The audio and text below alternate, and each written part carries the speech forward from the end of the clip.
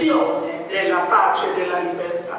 E Tina infatti si interessa del lavoro, entra nel sindacato, prima nel sindacato dei tessili, e soprattutto si interessa delle filandere, che erano in condizioni di lavoro di sfruttamento indicibile, anche con un grande detrimento della salute. E successivamente è maestra degli insegnanti elementari, è rappresentante sindacale degli insegnanti elementari. Lei stessa era maestra, poi successivamente si laurea in lettere, entra nel sindacato, quindi il lavoro, la CGIL, poi nasce la CISL nel 1950 e lei entra nel sindacato CISL. Vi saranno molte formazioni femminili che la vedono nel direttivo della vicepresidenza, ma adesso le salto per accelerare. Nel 1968 Tina Anselmi entra in Parlamento e vi rimarrà fino al 1992. Nel 1976 è la prima donna ministro, e non un ministero qualsiasi, voglio dire, non un ministero leggero, no? Ma il ministro del lavoro, appunto, e della previdenza sociale. In quel ministero viene emanata la legge 9/12/77, che è sulla parità di trattamento uomo-donna in materia di lavoro, quindi in applicazione all'articolo 3 appunto della Costituzione. La Costituzione diventa un vademecum dell'Organizzazione della Speranza, un testo di riferimento dell'Organizzazione della Speranza. E dal 1978 al 1979 sarà Ministro della Sanità. E come Ministro della Sanità le dobbiamo la legge 23/12/78, numero 833, che istituisce, e lo dico con il dovuto, voglio dire, il dovuto rispetto, il Servizio Sanitario Nazionale. E questo in ottemperanza sempre all'articolo 32 della Costituzione, che riconosce il diritto alla salute come diritto universale. Però una cosa è strana fino a un certo punto, perché in realtà è profondamente femminile in un senso pieno del termine, del senso valoriale del termine. Nell'autobiografia di Tina Anselmi si trova pochissimo, qualche cenno volante appena a queste leggi di cui lei ha il merito. Si trova maggiormente il riconoscimento di leggi di cui hanno il merito altre donne, e anzi dalla biografia di Tina Anselmi si traggono elementi biografici, di personalità, di figure di altre donne. Quindi la capacità veramente di fare squadre, di riconoscere, di essere collaborative e riconoscenti, di applicare la lealtà come l'amicizia. C'eravamo anche amiche, no? con queste altre donne, e in particolare ne abbiamo parlato, parla di Ida d'Este e Lina Merlin. Non so come fare a accelerare al massimo, comunque vediamo. Sulla legge della chiusura delle case chiuse, lei, voglio solo dire una cosa, se ne è parlato, lei dice da quanto lontano veniva quella legge, cioè non è nata lì. La senatrice Merlin, Tina Anselmi, ci dice era sempre senza un soldo, non aveva mai una lira, se le offrivi qualcosa ti chiedeva di pagare prima, non perché fosse eccezionalmente avara, perché tutti i suoi soldi, tutti i suoi guadagni di parlamentare li aveva investiti a Roma nel costituire un centro di pronto intervento per aiutare le prostitute. E Tina Anselmi ci dice una cosa, e lo dice un po' sarcasticamente secondo me, dice allora si credeva che sapere fosse importante per capire, forse abbiamo un po' perso questo, no? E quando dice sapere intende conoscere, ma intende anche esperire, fare esperienza di una realtà che dice anche il corpo delle prostitute donna usciva dal chiuso non solo delle case, ma delle menti. Era un qualcosa di cui prima di allora non si poteva neanche parlare, non esistevano, no? Invece diventa un problema, diventa prossimo. Le prostitute sono il nostro prossimo, di cui comunque politicamente occorre occuparsi. Nomina diversi uomini di cui ha molta stima, ma è soprattutto sulle donne che si soffermano. Parla di trasversalità di genere, anche nei momenti di maggiore scontro, quando i nostri partiti erano in contrasto, conservavamo la consapevolezza di essere dalla stessa parte. C'era tra noi una grande sincerità e condividevamo una visione gioiosa dell'impegno. Dice ancora, sarà stata la nostra concretezza di donne, il nostro buon senso. La tensione ad agire è un antidoto al rischio del delirio di onnipotenza, dal quale noi donne siamo generalmente abbastanza immuni.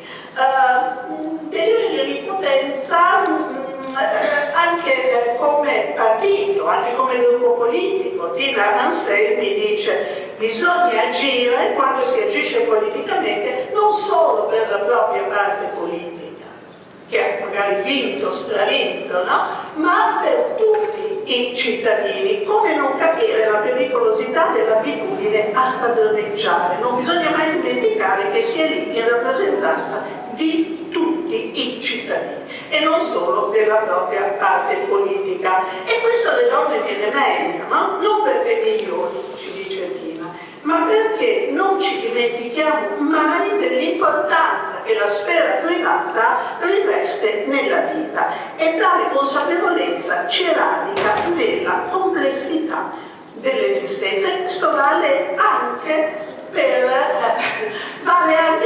la religione, no? Per cui la nostra religiosità non avevamo bisogno di esibirla, di vantarcene, convinti che fossero i comportamenti a darne testimonianza. Quindi anche la laicità è un valore di riferimento. L'esistenza è complessa, e che sia complessa vuol dire anche che porta a dei conflitti di coscienza. Tina l'ha vissuto quando è entrata nella Resistenza, dove si usano armi, dove sì, si può essere uccisi ma non uccidere, e questa cosa ovviamente la spaventava molto di più. Per fortuna non le capitò.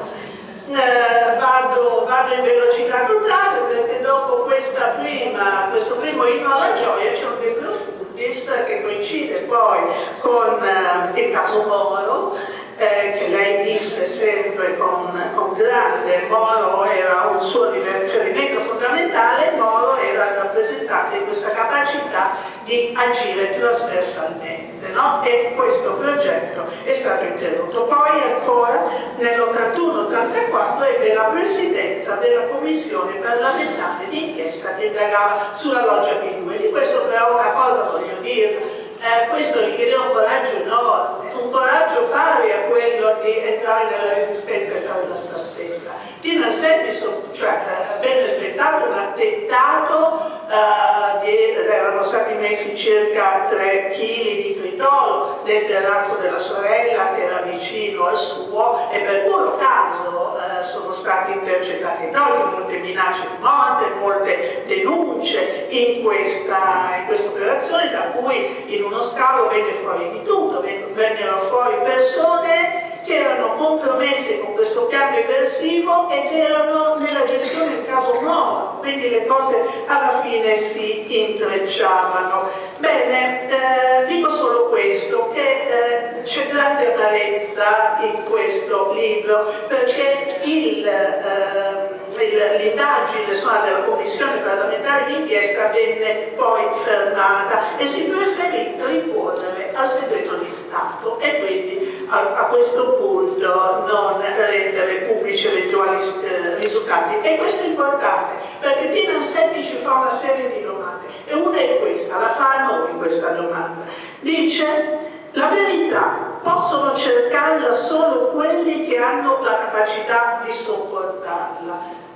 E dice: evidentemente l'Italia era ritenuta non capace di questo, allora è meglio il segreto di Stato. E chiese, e lo chiede a noi: arriverà mai il tempo che il nostro paese sarà maggiorenne in democrazia.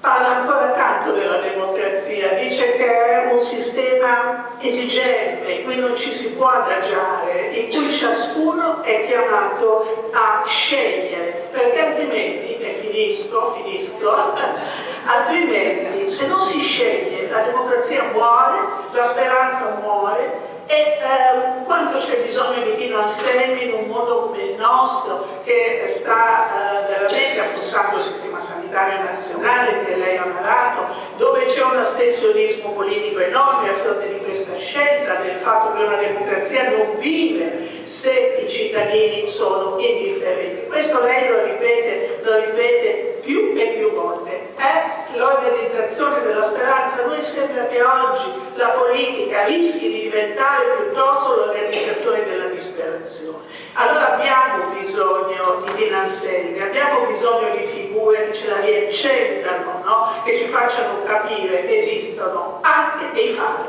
no? In questa notte, e che quei fari devono alla fine prevalere. Grazie.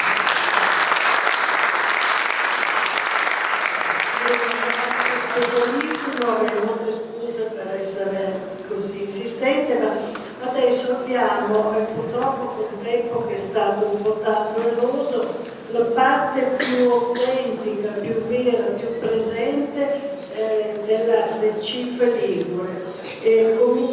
Ricordo che hanno ormai un po' meno di 5 minuti ciascuna. Ornella Cavallaro, presidente provinciale del CIF Genova. Nell'intervento una nota piacevole. Comunica a tutti che dopo averci sopportato abbiamo un bel rinfresco che offriamo con piacere con l'oratorio degli 80 anni nella sala di Arazzi. Grazie. Mi chiamo Ornella Cavallero e sono qui perché ho avuto ricompensa per questi ultimi 8 anni delle responsabilità dei CIF provinciali della zona di Genova. Ci sono qui alcune presidenti che ringrazio e non voglio rubare assolutamente tempo e starò molto sotto ai 5 minuti, che sono tantissimi, spero anche loro, perché adesso tutti sono stanchi. Le 2 relazioni sono state meravigliose, grazie, e grazie a tutti naturalmente, tutte le persone stregate con capacità di sintesi. Direi soltanto una cosa: le presidenti tra loro sono capaci di collaborare non solo all'interno del proprio CIF ma anche tra di loro. I CIF comunali sono luoghi nei quali si studia e anche si riflette, e si cerca di capire che cosa si possa fare in base alle capacità delle aderenti, si cerca di capire che cosa si possa fare per aiutare, per essere di supporto. Dico soltanto una cosa e me ne vado subito, qualcosa a cui ho cercato di esortare sempre, ho ripetuto fino alla noia: bisogna che le aderenti siano consapevoli di quello che accade nel mondo, per non parlare di quello che sta accadendo in questi anni e in questi giorni, e che quindi siano sempre alla ricerca di notizie, della comprensione delle notizie, all'ascolto di soprattutto rassegne stampa critiche. Ce n'è una quantità estrema, sia per radio sia per televisione. Bisogna seguire e bisogna sempre domandarsi che cosa sta accadendo, come viene impostata la notizia, che cosa ci vogliono dire, che cosa ci vogliono nascondere, qual è la realtà, che cosa sta accadendo veramente, cosa che non è così facile da cogliere. È difficilissimo informarsi. Quanti più strumenti abbiamo per poterlo fare, tanto meno purtroppo riusciamo a ottenere il risultato di essere informati. Ecco, questo non aggiungo altro, e chiedo di essere sintetiche.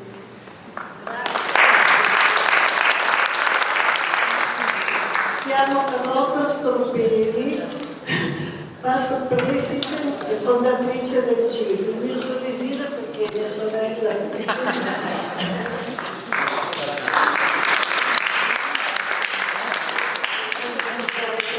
Il CIF è qualcosa di più e di diverso di un occasionale impegno di volontariato.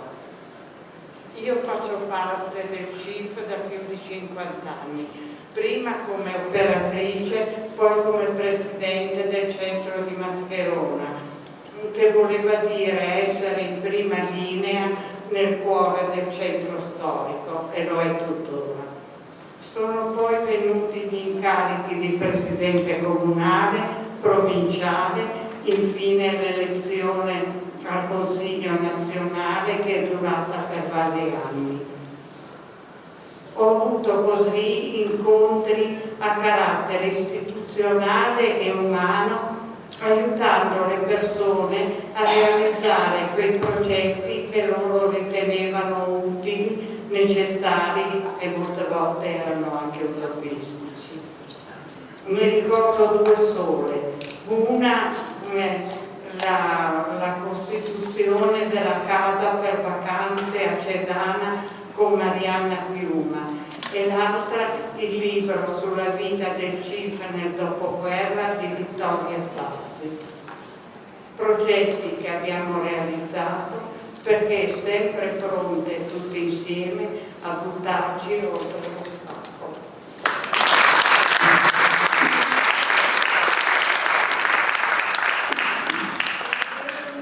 Gabriella Androni, fondatrice ed ex direttore della scuola di formazione del CIF. Buonasera a tutte, a tutti e grazie per questo invito. Degli 80 anni di vita del Centro Italiano Femminile fa parte anche la nascita e lo sviluppo dell'ente di formazione professionale, che personalmente ho conosciuto nel 1980, l'anno in cui è iniziata la mia professione. Oggi ripercorro alcuni momenti importanti della relazione che c'è stata tra l'associazione e l'ente di formazione professionale. E per fare questo naturalmente è d'obbligo iniziare ricordando Maria Bugiardini Patrone, che è già stata citata, impegnata in campo sociale e politico, donna illuminata, lungimirante, che ha sentito forte in tutta la sua vita la missione educativa. Bugiardini è stata una donna che ha sempre agito con passione insegnava, con passione svolgeva i suoi ruoli politici, è stata assessora all'istruzione in comune per uno o due mandati e per tanti anni consigliere. E con passione si è dedicata alla formazione professionale. Una sua caratteristica, una su tutte, ma per farvi capire, ella agiva sicuramente per il suo ente, per lo sviluppo, per la crescita del suo ente, ma in un modo molto collaborativo, in un modo di apertura, perché aveva ben presente che la formazione professionale non poteva essere un insieme di tanti orticelli, bensì doveva nascere un sistema di formazione professionale. Mi autocensuro e vado più avanti e dico che oggi non voglio fare un elenco di corsi svolti da questo ente, ma desidero ricordare che parallelamente ai corsi che abbiamo organizzato, realizzato e che stiamo realizzando, è sempre stata presente, trasversale alla nostra storia e lo sarà per il nostro futuro, l'attività formativa rivolta alle fasce deboli, alla disabilità psichica, psichiatrica, motoria, ma anche per persone in situazione di disagio sociale, persone immigrate, donne in difficoltà. Anche questa attività ha saputo trasformare i suoi modelli educativi e formativi seguendo sempre il cambiamento sociologico e il cambiamento del tessuto imprenditoriale genovese. Dagli anni 2000, con la morte di Bugiardini, avvenuta nel 2002, l'ente è stato presieduto da altre donne. In quegli anni la struttura non aveva il riconoscimento della personalità giuridica. Quindi sia Maria Bugiardini sia le legali rappresentanti che l'hanno succeduta si sono assunte una responsabilità personale. Permettetemi di ricordare le donne che dal 2002 fino al 2011 hanno ricoperto la legale rappresentanza, che veniva assunta da 3 persone per ciascun mandato. Maria Rosaria Bosco Lucarelli, del CIP nazionale, Anna Maria Pastorino, Maria Anna Fusco, Emilia Carraro, Eliana Bacchini e Lillina Cogorno, qui presente e di cui a breve riprenderò un attimo a parlare. Ecco, io lo vorrei sottolineare ancora, è necessario capire quanto sia stato forte l'impegno dell'associazione attraverso le donne che ho appena citato, perché questo ha permesso all'ente di mantenere un servizio sia a Genova sia a Chiavari, in cui è ubicata la nostra sede. Un servizio importante per la nostra città, riconosciuto dalle istituzioni, dalle aziende, ma anche dalle famiglie che ci affidano quotidianamente i loro figli. Ecco, dicevo che avrei ripreso a parlare un attimo di Lillina Cogorno perché è con lei che è avvenuto un altro grande cambiamento dell'ente. Ente che era cresciuto, stava ancora crescendo, sviluppando i servizi sia a Genova sia a Chiavari.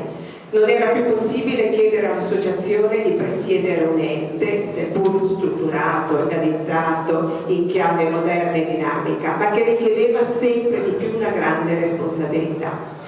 C'è stato un grande lavoro di studio, di confronto, di discussione rispetto a come poter trasformare l'ente in una struttura che avesse il riconoscimento della personalità giuridica, evitando di perdere l'identità, mantenendo la propria vocazione, i propri principi sia educativi che morali, mantenendo i dipendenti nei loro ruoli, mantenendo gli accreditamenti regionali e anche questo lo sottolineo, mantenendo un legame sostanziale con l'associazione.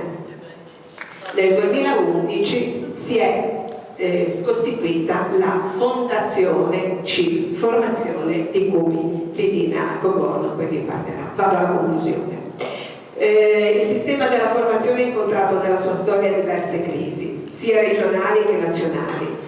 In alcune regioni è stato detto c'erano enti significativi in Sardegna, Veneto, Sicilia e anche nella nostra regione ci sono stati momenti bui che noi abbiamo vissuto come sfide. Si dice che nei momenti di crisi le risorse si rinforzano e le potenzialità si sviluppano. Ecco, in quei momenti di difficoltà, a volte finanziaria e a volte di governance, per esempio quando è mancata la Maria Bugiardini, c'è stato un noi maiuscolo. Da una parte l'associazione, pronta ad ascoltare, intervenire e trasformare quando e se necessario, e dall'altra il personale dell'ente, sempre collaborativo e appartenente alla struttura.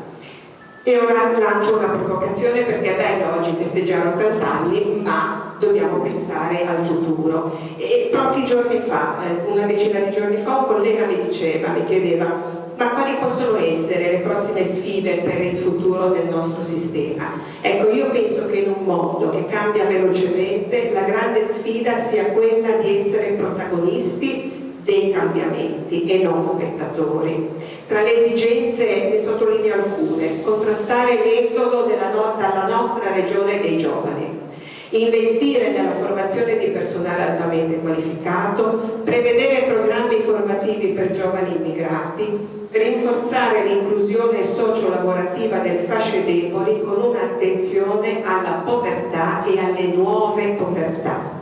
E non ultimo, dominare e non farsi dominare dall'intelligenza artificiale con cui tutti dovremo fare i conti. Quindi, come dire, c'è da lavorare per i prossimi 40 anni. Buon lavoro a tutti.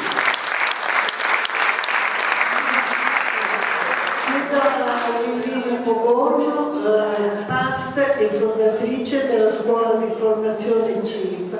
Io vi chiedo veramente di rispettare i tempi, perché se no purtroppo togliamo la parola a testimonianze che sono tutte estremamente valide ed attuali. Grazie. Dottoressa, volevo dire una parola super ringraziando la dottoressa Androni di quanto ha detto, perché comunque a Roma sono tutti coscienti del grande lavoro, personalità giuridica. Mi ricordo che in realtà a Roma non erano molto soddisfatti.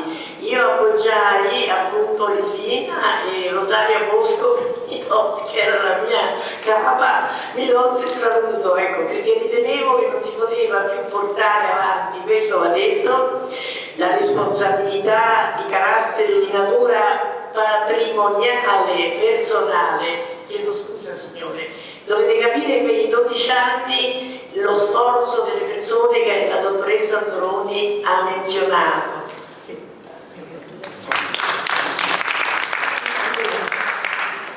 Ringrazio la nostra amica che viene da Roma per ricordare questo fatto che anche Gabriella ha voluto segnalare, perché si sappia che le donne del CIF di Genova hanno affrontato anche questi tempi difficili.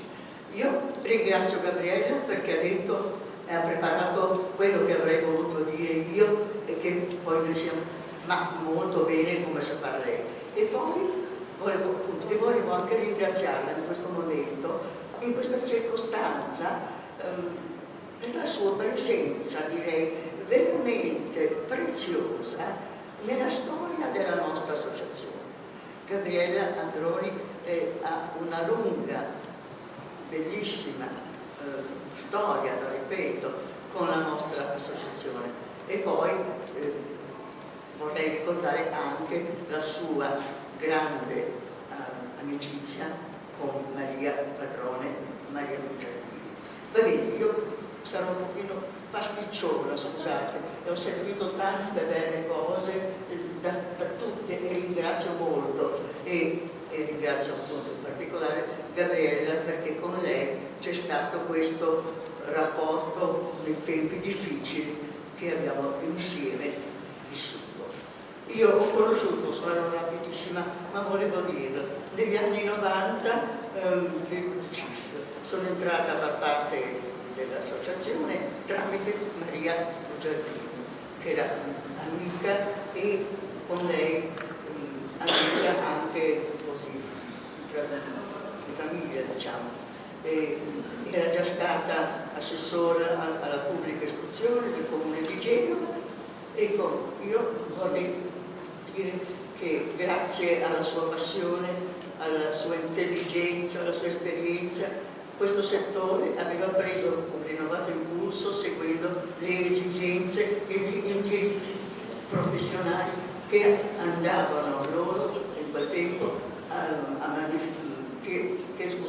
che andavano a manifestare secondo i mutamenti del tessuto sociale, ma soprattutto l'attenzione per i giovani e la loro formazione l'hanno portata a impegnarsi nella formazione professionale, che vedeva come insostituibile strumento di aiuto per quanti cercavano di inserirsi faticosamente nel mondo del lavoro e trovavano grandi difficoltà.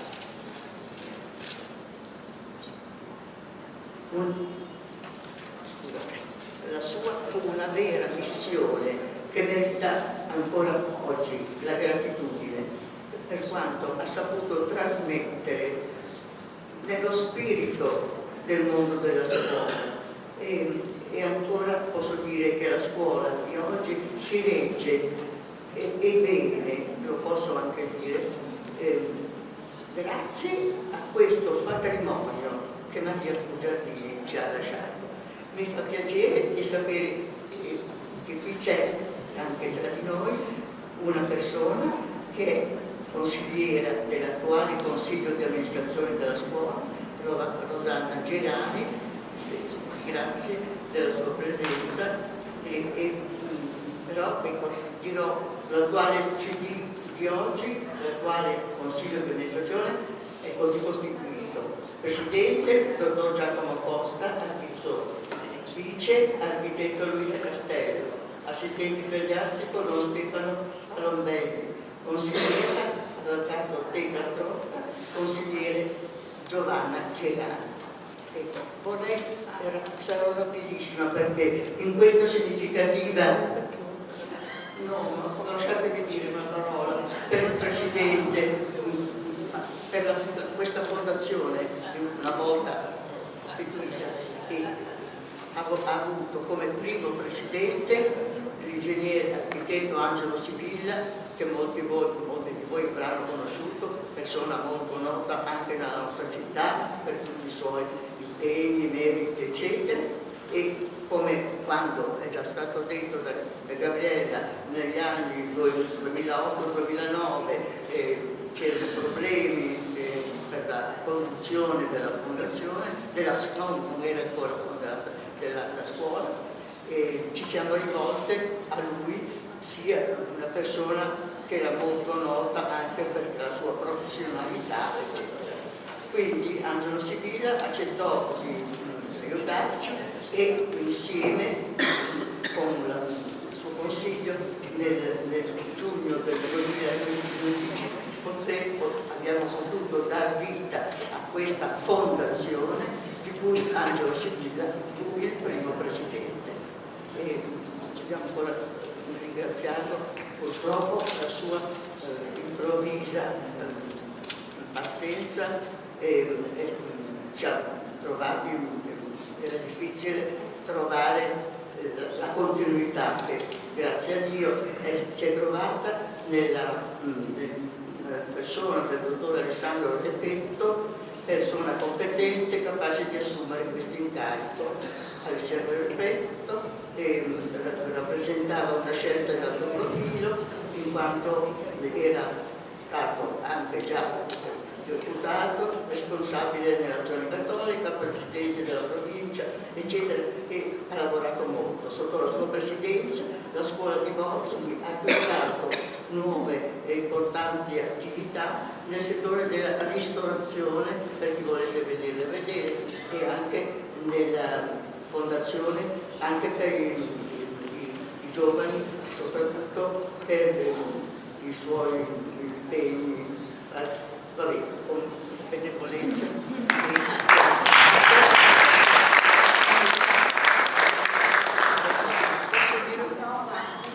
Ma stai togliendo. E abbiamo ancora 10 presidenti da votare. E sono le 5. Io ti chiedo scusa, però. E se c'è il presidente ne saremo ben onorati. No, lo chiedo. E lo chiediamo. Sì, hai ragione. E poi, scusate, poi basta. Io volevo poi dire un grazie particolare a Gabriella, parlando di ma è come ce l'avessi detto, ma perché ne invitavi molto.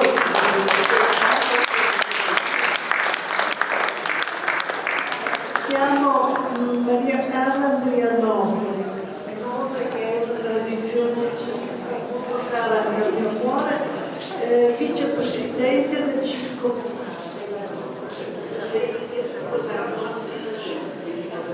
Buonasera a tutti. Allora, voglio dire che Rosita Andrianopoli era nata nel 1909, ha dedicato la sua vita centenaria praticamente interamente al CIF. Per quanto stimolata dalla madre che voleva che si sposasse, lei diceva no, la mia creatura è il CIF. E infatti l'aveva fondato nel dopoguerra e ancora oggi, se appunto questa è la scuola professionale di Borzolo, che è un fiore all'occhiello di Genova, era nata dall'intuizione della zia, la quale facendosi arrivare i soldi da Bruxelles ogni anno istituiva i corsi professionali. Poi posso ricordare le colonie estive che aveva creato in quel di Crimonia e di Cesana Torinese, che è nelle vecchie casermette dei soldati. Accoglieva ogni estate turni di ragazzi e ragazze. Poi fiora lo chiesto della zia, per la quale ha speso tempo e denaro, il villaggio Luce di Cesana Torinese, ancora oggi attuale. Quindi la sua vita è stata totalmente dedicata al CIF. Grazie.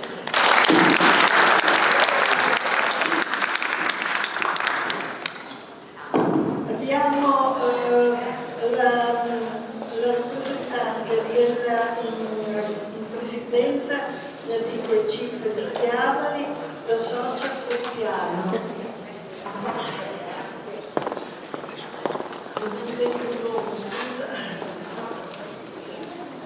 Buonasera a tutti, io sono vicepresidente del CIF di Chiavari, mi chiamo Maria Teresa Foppiano.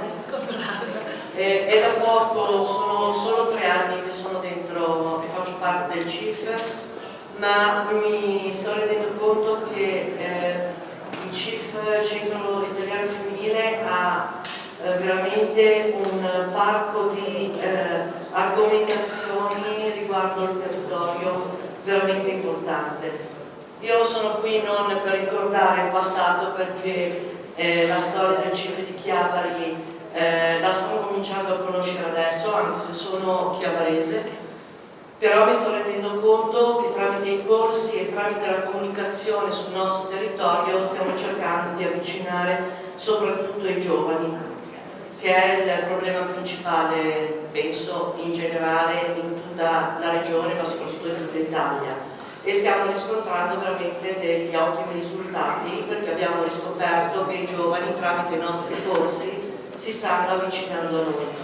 Per cui è un percorso che abbiamo appena iniziato e abbiamo intenzione di proseguire, soprattutto anche rilanciandoli nelle scuole. È un lavoro faticoso per noi donne, però siamo sempre presenti. Io ho l'età di 57 anni, però ho tanta voglia di fare e di dare alle persone, per cui vi ringrazio tanto per l'invito che mi avete dato.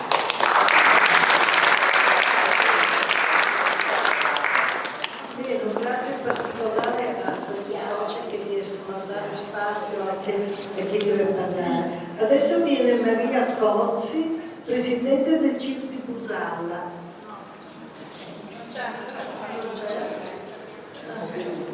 Allora passiamo a Bianca D'Appello, presidente del CIF di Camogli.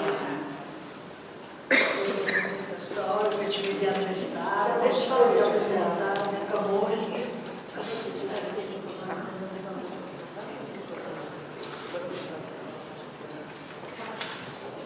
Il CIF a Camogli è stato fondato poco dopo la guerra.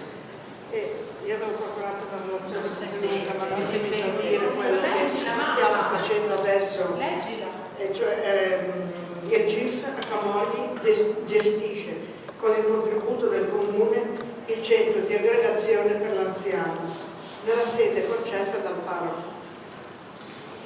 Ha aperto tutti i giovedì dalle 15:30 alle 17:30, mentre quando l'avevamo aperto nel 1978 veniva aperto tutti i giorni, sabato compreso.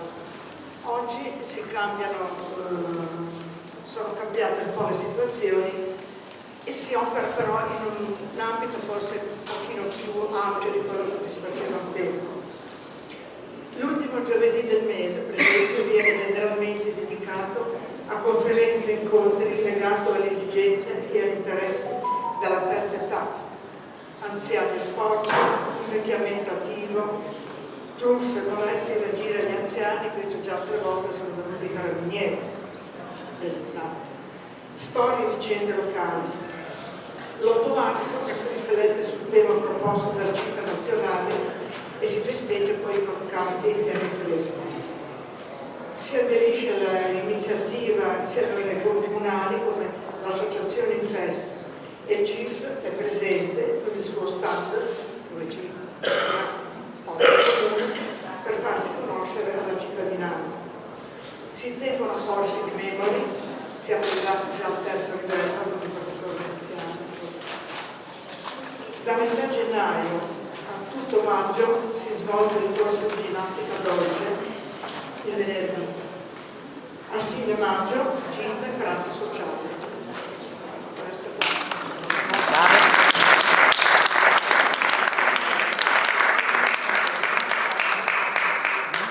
Ecco, abbiamo Speranza Iglesi, presidente del CIF di Cogoleto.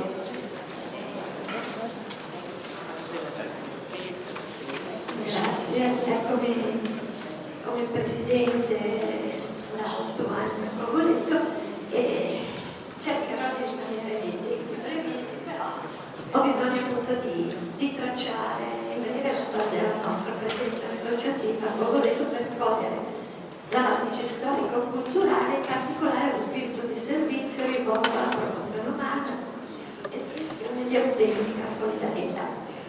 Questo permetterà di connotare l'essenzialità della dimensione attuale, oltre al risvolto autoreferenziale. Il Centro Italiano Femminile di Cogoleto era nato già dal 1957 ed era animato da figure femminili determinate, appassionate e lungimiranti, che percepivano l'impulso innovativo di quel periodo storico e volevano colmare la mancanza di un'offerta formativa locale, di un punto di riferimento per lettori e studenti. Tutto inizia proprio dalla parola scritta, perché queste donne di fede del CIF, basta ricordare la prima presidente e motore fondante Giuseppina Cavallero, crearono una base per un'istituzione stabile, radicata nel territorio e a servizio del territorio stesso.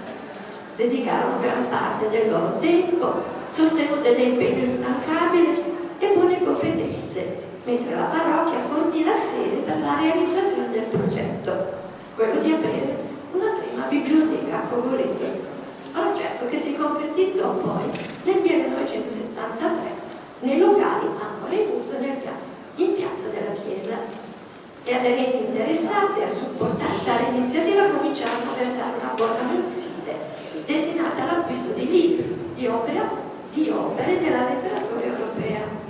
Nel corso degli anni furono donati molti libri e sezioni di raccolte private, incluse l'enciclopedia regale che poi subì anche un incendio. All'inizio la biblioteca Alessandro Manzoni disponeva di 600 volumi, al presente il patrimonio librario ammonta a circa 20.000 opere. La gestione del prestito e la cura dei libri sono svolte gratuitamente dalle aderenti e da altre persone appassionate dei libri, tra cui anche un professore, quindi abbiamo parità di sesso. E da qualche anno 2 bibliotecarie in pensione. Una di queste si occupa in particolare del catalogo online del sito che abbiamo nella nostra biblioteca.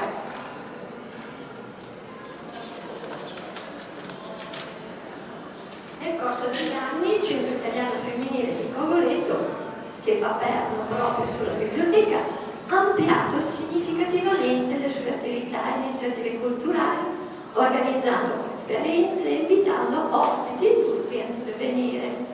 Ha promosso incontri di studio, convegni su tematiche sociali e culturali contemporanee, letture di saggi, di documenti del Magistero della Chiesa, letture della commedia dantesca. Attualmente si leggono per esempio in Malavoglia, ha ospitato mostre fotografiche e pittoriche, concerti di musica da camera con giovani musicisti, si sono effettuate visite di gruppo e pellegrinaggi. Il prossimo giovedì ce n'è una visita. In questo contesto il ruolo delle donne è stato fondamentale, dove le credenti e cittadine hanno contribuito con passione e dedizione alla crescita e al consolidamento di questa istituzione, dimostrando come dal silenzio possa emergere una parola potente e trasformativa. Il Centro Italiano Femminile di Cogoleto nel corso degli anni ha visto crescere il numero delle sue iniziative, arrivando a proporre attività diversificate per fasce d'età. Sono nate infatti recentemente esperienze come il CIF Liberiamo, ottobre del 22, dove le partecipanti accademiche conferenza mensile condividono e discutono su letture effettuate, creando un vivace scambio culturale e favorendo l'aggregazione. Si è ripreso nel mese di ottobre 22 il servizio di settimanale offerto sin dal 2009 del dopo scuola, dopo la sospensione di 2 anni a causa del Covid. Dal novembre del 22 è stato avviato il progetto Biblioteca in Gioco, animazione alla lettura, che coinvolge principalmente le classi della scuola primaria dell'Istituto Comprensivo di Cogoletto, circa una volta al mese, con letture animate e laboratori creativi, nell'obiettivo di stimolare l'amore per i libri. Inoltre, da 2 anni è promosso anche il Dante e proprio martedì lo realizzeremo. Ma sono altresì presenti iniziative caritative a sviluppo locale, a sostegno della carità parrocchiale e altre rivolte con attenzione anche a paesi lontani. Il Centro Italiano Femminile di Cogoleto è composto da 39 aderenti, di cui siamo orgogliosi 4 giovani e una candidata a sostituirmi come presidente, anch'essa molto giovane, una 35enne. Quindi il CIF rappresenta una realtà dinamica, la nostra realtà in continua evoluzione, che riesce a coniugare tradizione e modernità, cultura e solidarietà, offrendo alla comunità un punto di riferimento stabile e un luogo di crescita condivisa anche con altri gruppi parrocchiali. Io ricordo anche la mamma di Andrea Cavallero, che è stata una colonna del CIF. Bene, adesso invitiamo Clara Magnone, che è del CIF Mascherona Genova, in sostituzione di Luisa Castello, che non stava dando. Non c'è nessuno? Ah sì, vedo delle socie dei partecipanti di queste qua. C'è Vittoria. Infatti io mi sono lasciata la storia Mi spiace imporvi, ma che questo incontro si chiuda senza che si parli di Mascherona. Mi sembra che lasci il CIF genovese un po' moco, anche in onore a Carlotta Stropeni, che mi ha preceduto nella presidenza precedente. Mascherona è un braccio operativo del CIF, quello più attivo, concreto, pragmatico. È stato voluto nel centro storico, dove segue un centinaio di famiglie nella loro crescita, chiamiamola sociale, un tentativo di salire un pochino nella scala sociale. Aiuta in uno svariata gamma di iniziative. Si parte da un'accoglienza con un aiuto di sussidiarietà per creare un dialogo e poi passa eventualmente a consulenze non più psicologiche ma di counseling. Ci sono poi, c'è la scuola per stranieri, italiano per stranieri, per i ragazzi delle superiori nelle varie materie, naturalmente sono lezioni individuali. Abbiamo in passato, qui si è parlato del passato e questa è un po' una mia gloria, fatto per anni un corso per ragazze dell'Atlanta insieme all'Auxilium, cosa voluta da Maria Rosa Picci, non so se è presente, allora era presidente regionale. Per 4 anni abbiamo seguito 27 ragazzi in percorsi, diciamo così, formativi a 360 gradi. Le istruivamo un po' in cucina, in informatica, in cucito, in attività di cura, ma insegnavamo loro soprattutto un modo di vivere meglio la loro dignità, visto il loro percorso difficile del passato. Oggi io purtroppo da un anno sono silente, quasi, parlo solo dietro le quinte, so però che il punto focale, mi spiace che non ci sia Clara Magnani, vicepresidente, è Aiuto Ora, che è un momento in cui le persone chiedono aiuto o per lavoro o per tantissime necessità. Si va dal permesso di soggiorno, all'emergenza casa, alla traduzione di tesi dalle lingue originarie, si aiutano studenti ad ottenere l'equipollenza delle loro professionalità straniere, tipo un dentista siriano, e soprattutto abbiamo colloqui con di counseling, e questo è un po' più dentro le quinte perché viene molto più riservato, quindi non sempre io sono poi così aggiornata su come, quanti e chi. Quello che è importante è la persona nella sua rotondità. Non viene solo seguito un punto e si aiuta l'intera famiglia aiutando una persona. Un problema viene aiutato ma insieme a un corollario di altre necessità, quindi un vero senso di sostegno alla persona.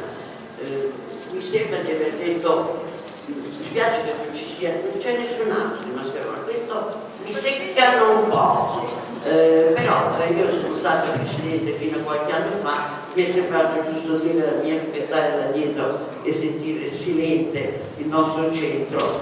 Grazie mille. Anzi, volevo dire una cosa ancora. La caratteristica di Mascherone è la sua elasticità. È proprio essendo un gruppo piccolo, ha questa capacità di essere utile, una burocrazia molto semplice, e quindi di rispondere il più immediatamente possibile agli stimoli e alle provocazioni dei tempi che cambiano, soprattutto in una popolazione che potete immaginare prevalentemente fatta di stranieri e di gente con una condizione sociale bassissima, che noi cerchiamo nei limiti del possibile di rendere meno invisibile. Sono un po' gli invisibili della città, col nostro aiuto tentano di mettersi un pochino più in risalto. Grazie a tutti.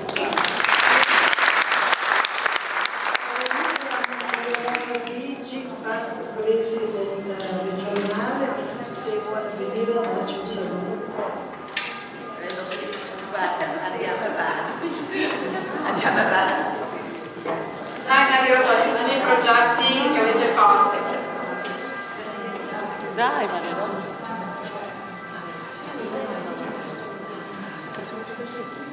No, scusate, sono le 6:45. Ci sono ancora un sacco di persone che devono parlare, facciamo parlare. Finito, ci sei tu. Basta. Maria Rosa, non c'è più nessuno. Ci fai piacere.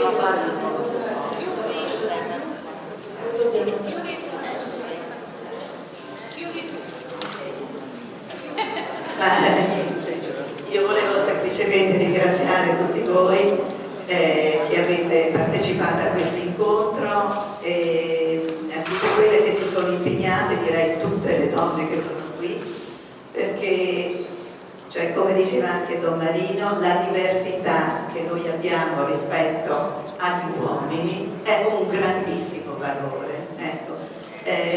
Siamo diverse, questo ci dà la possibilità di occuparci con un altro animo, con un altro spirito, magari delle stesse cose.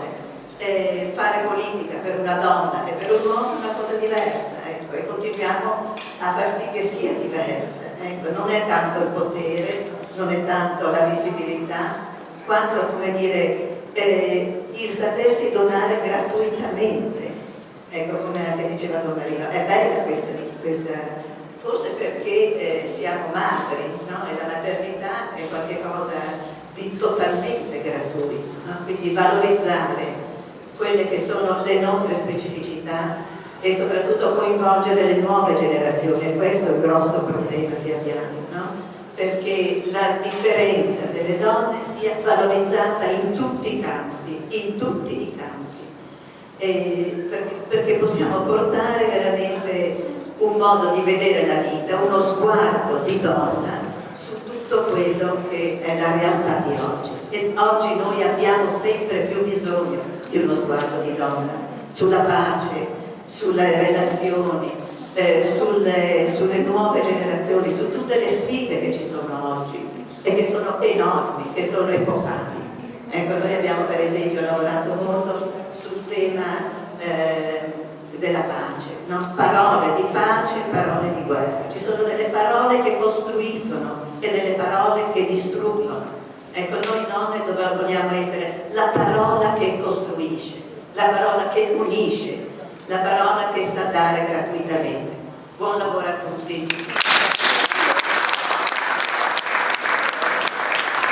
Allora, prima di chiudere definitivamente e ringraziarvi, abbiamo trovato un paio di occhiali, se qualcuno si guarda in tasca, se sono sicuramente di una di voi, perché abbiamo trovato qua adesso.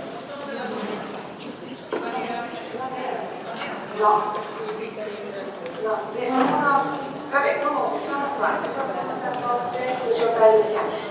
E noi chiudiamo queste condivisioni, naturalmente ringraziandovi, mi pare sia stata per il sito quantomeno molto significativa e importante. Io ringrazio tutti i presidenti che sono intervenute, soprattutto della loro presenza. Spero di incontrarci presto e di collaborare tutti insieme. E adesso nella sala dei veri aranzi un piccolo rinfresco per ringraziare tutti. Grazie ancora.